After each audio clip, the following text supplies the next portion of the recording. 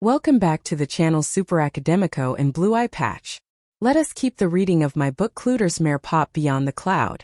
Available now on Amazon. Click the link in the description to make your order.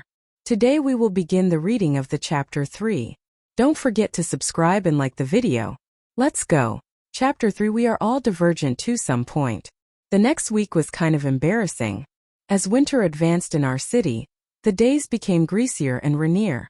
Instead of going to school on foot, as usual, usually meeting Marcos and other classmates in the midway, my father would take me. The care with us, children, increased in this season of rains and a little more cold. Common victims of allergies and colds, we have to deal with the coats and medicines in excess. After all, our parents are parents. When I got out of my father's car, I could see Marcos walking about 300 meters away. The walkway was different from the car, so we did not go through it. My father did not care if I had a boyfriend. After all, I was 14 years old and he was very sensible. But I think Marcos's constant presence in our house in recent months was enough for my father.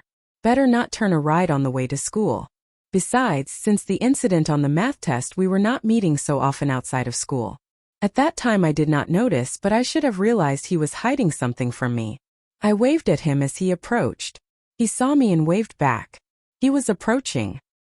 His pale and handsome face was a little sad, but still he smiled at me. When he arrived, we kissed and walked through the school gate. Some friends greeted us on the way. He then said, "I saw your review of the Hunger Games. What did you think? Your text is very good as always, but I don't know if I agree with your approach of comparing Katniss and Peeta as being young revolutionaries facing an oppressive state with our current situation." What do you mean? We are not prisoners who are forced to do something. We are dedicated to studying to have a good placement in the future because we want the best.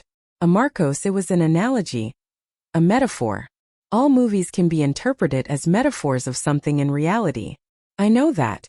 But the way you wrote it seems that we study and work because we are slaves. Nor does it look like your previous text that focused on the characters' relationships, the feelings, as in the two Twilight movies, seem revolutionary? No, bellicose. We arrived at our classroom and put our backpacks while we continued to talk. Bellicose. What a different word. Comes from military. I know. I have a good vocabulary. He felt the irony of my sentence. I do not think any kid likes to be confronted when it comes to intelligence. Especially from a younger girl a little than him. Are you sure it was you who wrote it? I looked at him with utter reproach. It was like indirectly calling me dumb. Because there would be the assumption why I write a blog for young people and adolescents would not be able to produce something deeper, speaking of an oppressive state and a revolution. Your question even offends me, Marcos. I sat in my chair, turning my face against him. It wasn't my intention, Meire. It's that it escaped much from your pattern of texts and also of thematic.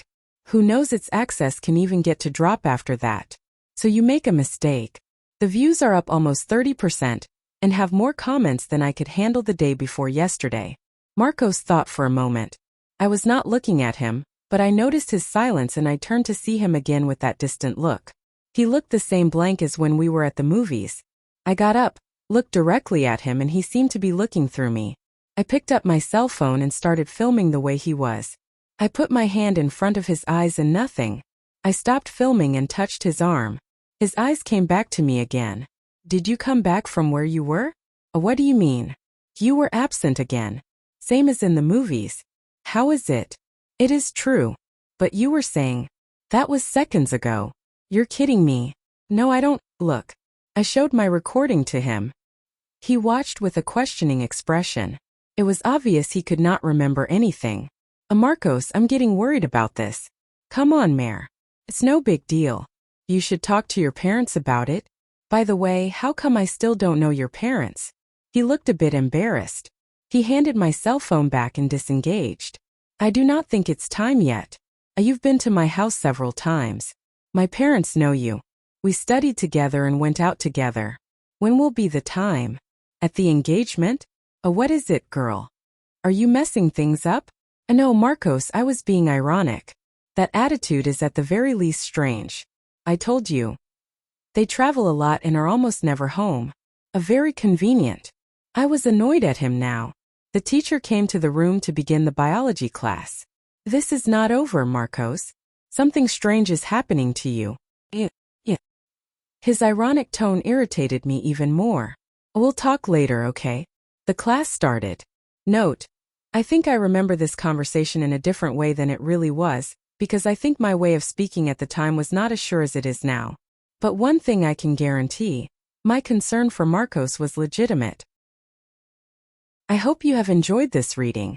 Don't forget to subscribe to both channels and like and share the video. Bye.